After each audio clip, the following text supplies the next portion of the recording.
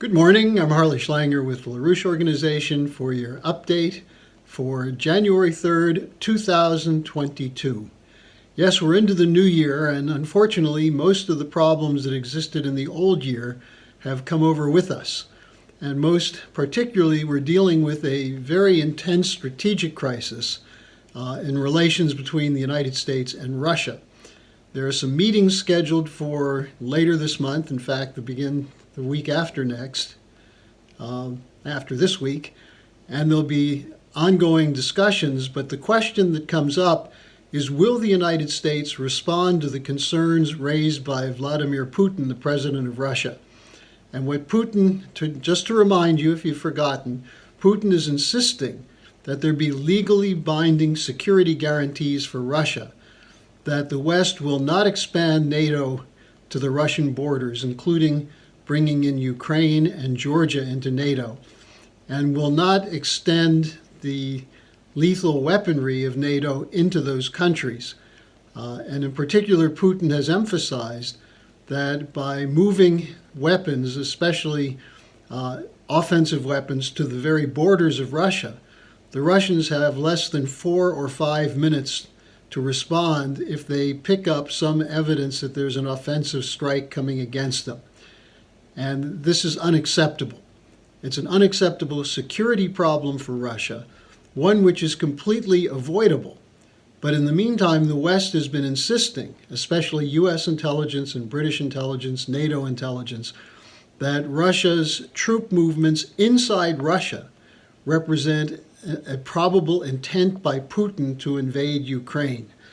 Now, in looking at this, what we see beyond the question of NATO per se is a grouping within Ukraine, which is very much anti-Russian, which has a history of activity against the Russian populations, and not an ancient history, one that goes back to World War II with the collaboration of certain Ukrainian units with the Nazi SS, and then that was picked up again on the Maidan Square, where there were neo-Nazi forces, the Azov Battalion, the Right Sector, and so on, who were instrumental in the overthrow of the neutral government of Yanukovych. And I say neutral because Yanukovych was being pulled into the European Union.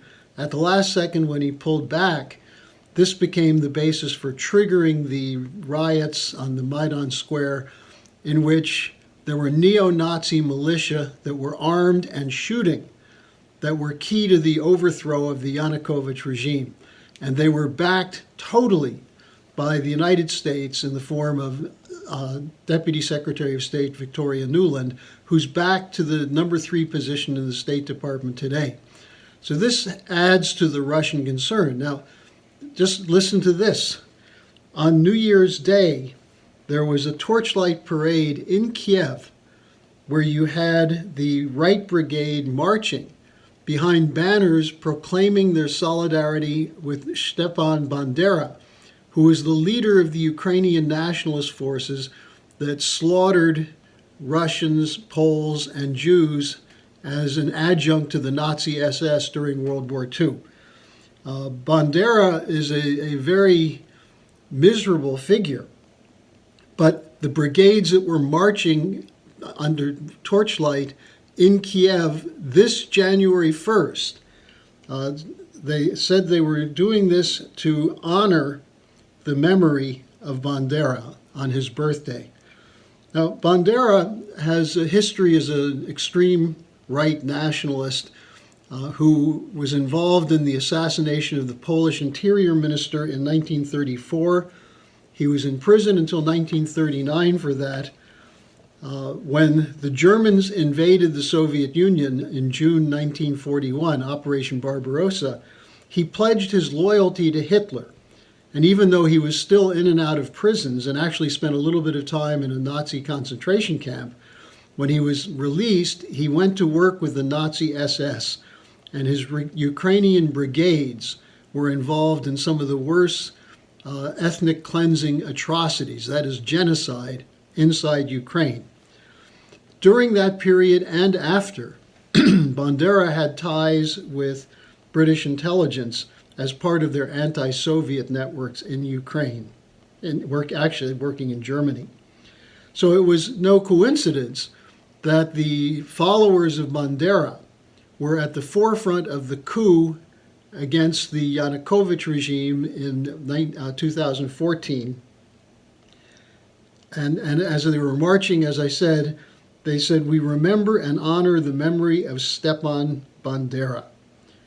Now, these forces that were marching behind the banners, which are slightly disguised swastikas, are embedded. They're part of militia units that are embedded inside the Ukrainian defense and security forces, including those that are deployed into the area bordering eastern Ukraine, where the fighting has gone on for the last 6 years.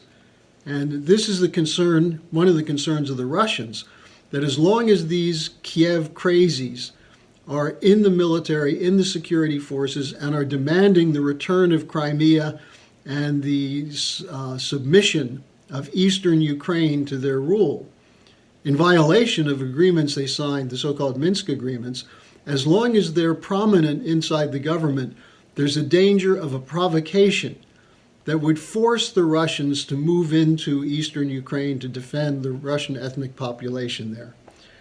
Now, with that in mind, let's look back at one aspect of why we are calling this a reverse Cuban Missile Crisis.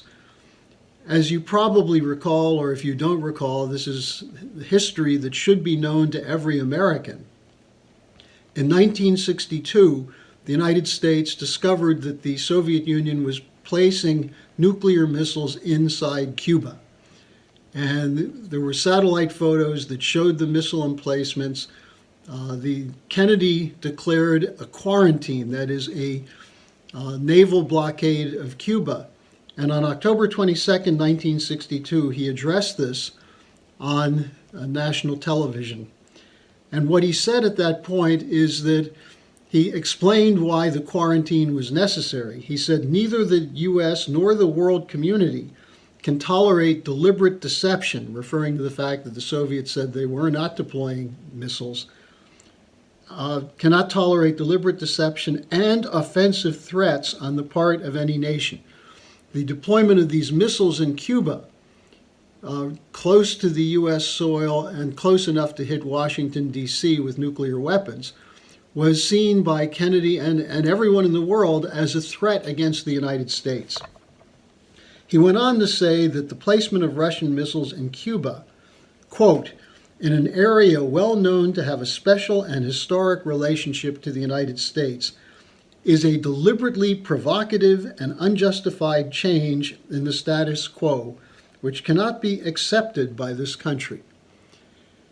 Now, Cuba had historically, going back to the Spanish-American War, a relationship to the United States. And what Kennedy was saying is, you can't come into this area and turn it into a battleground or a flotilla, essentially a weapons deployment center against the United States. We will not tolerate that. Now, this is precisely what Putin is saying about Ukraine. This idea of a special and historic relationship to the U.S., well, Ukraine has a special historic relationship with Russia.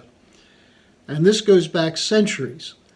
And the idea that the Russians have no say-so as to what's happening in Ukraine, it's not as though the Russians are declaring war against Ukraine. They're saying, we will not allow you to use this country as a staging area for offensive threats against our nation. That's a security question for Russia. And so Putin has insisted that the promises that were made in 1990, when the Russians, the Soviet Union was being broken down, and the Warsaw Pact military alliance was dismantled, the Russians got an agreement from James Baker, the U.S. Secretary of State, that there would be no forward eastern movement of NATO. And yet since then, NATO countries there are 14 or 16 new countries in NATO. The NATO boundary has moved 1,000 kilometers toward Russia. There are states such as Lithuania, Estonia, Latvia that are literally on the border with Russia that are part of NATO, also Poland. And now the idea that Ukraine would become part of NATO is seen as an existential security threat by President Putin. And he's demanded that there be written guarantees that follow the handshake agreement that was made in 1990. That's the contention point. That's what was discussed with Biden on December 7th. That was discussed with Biden on December 30th. And that will be one of the major subjects of the January 9th and 10th strategic stability talks between the U.S. and Russia, which will also take up the question of renewing the START talks, possible anti-nuclear treaties, and so on.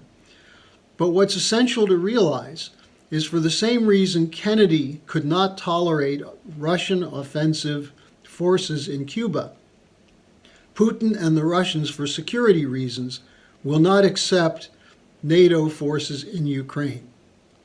That's what is the talking point. We in the United States and the NATO alliance have been completely unwilling to even consider the security concerns of the Russians, even as the United States, the British, and others were directly involved in the coup that overthrew what was mostly a neutral or leaning toward Russian government of Yanukovych. But the same issue was the Western resolve to destroy Iraq, Iran, Syria, Libya, and elsewhere. When the United States says Russia can have no sphere of influence, including on its own borders, meanwhile, the United States has essentially claimed most of the Middle East and most of Eastern Europe as part of its security buffer zone. So the hypocrisy is one thing, but the danger of war that stems from that hypocrisy is something that ought to be of concern to every person on this planet. And we'll be covering this over the next days as these meetings take place.